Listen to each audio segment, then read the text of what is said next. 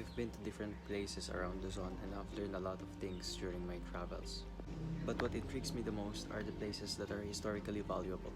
I often see monuments, old houses, and historical landmarks whenever I go somewhere. So this month, I decided to explore these historical places and see for myself what wonders they offer with it. In this video, I will share to you guys the things that I saw and the realizations that I had during this very worthwhile trip. So let's get into it. In this video, we will cover 6 different historical places that I had the opportunity to get into. So these are Rizal Ancestral Home at Calamba, Laguna, the Rizal Park at Manila, 2 of the National Museums of the Philippines, the National Museum of Fine Arts and Anthropology, and lastly, the Fort Santiago in Intramuros, Manila. First up, I went to Rizal Ancestral Home. This was way back November 4 when I got my scholarship grant from Calamba LGU. I took the time to take a small tour in the infamous house of our national hero, as well as visiting the church adjacent to it, which is the St. John the Baptist Church. Inside this very old house, there's a lot of memorabilia, and the personal things that Rizal and his parents had were in display. You can really feel their presence whenever you observe and wander inside the house. Overall, it's a great experience, and I learned a lot, even if I only had a brief time. Next up, Manila. In this trip, I had 2 friends to accompany me, Rex and Jericho. Earlier this day, we went to the National Museum of Natural History, but unfortunately, Jericho forgot to bring his vaccination card, so we were not able to enter. Instead, we went directly at the Rizal Park. Here, we got a glimpse of what happened with his martyrdom.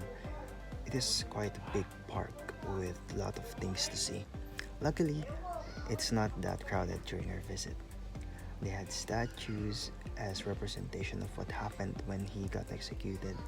He has some of his well-known compositions inscribed through the walls. After this one, we went to the National Museum of Fine Arts. Luckily this time we got in because Jericho had a picture of his vaccination card. Inside you can really see an artistic value to our heroes' paintings. We get to see a huge replica of the Spolarium by Juan Luna.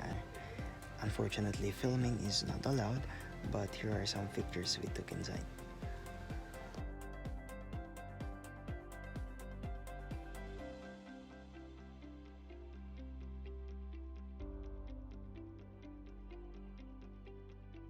Next up is the National Museum of Anthropology.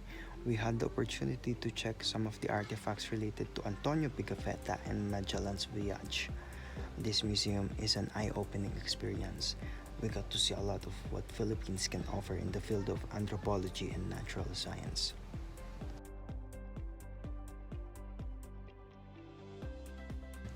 Next up is Fort Santiago in Intramuros.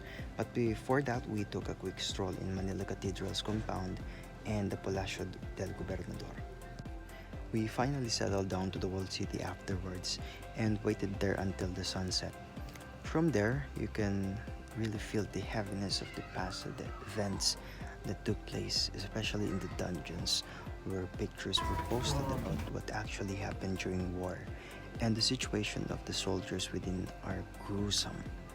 Such an adventurous experience. Well, that ends our Manila trip. Let's now move on to the star of today's vlog, the Mabini Shrine in Tanawan, Batangas. I was quite weary because I arrived late.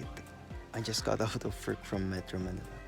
Still, I managed to get along with the rest of the class as we went to different galleries. Here, the curator gave us some lectures about the major events of Mabini's life per gallery. I was especially impressed with his brilliance, as he is also one of the writers of our Constitution that unfortunately is not accepted. Nevertheless, I appreciate his contributions to the birth of the Philippine Republic.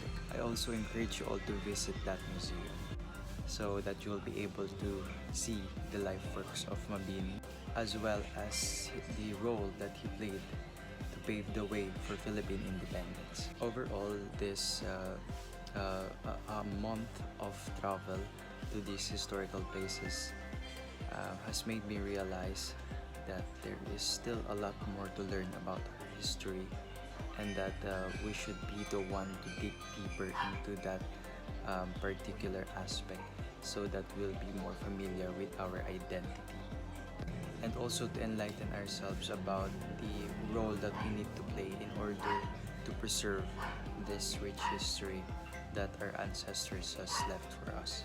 Well, that wraps up my historical travel, and thank you for reaching this part of the video.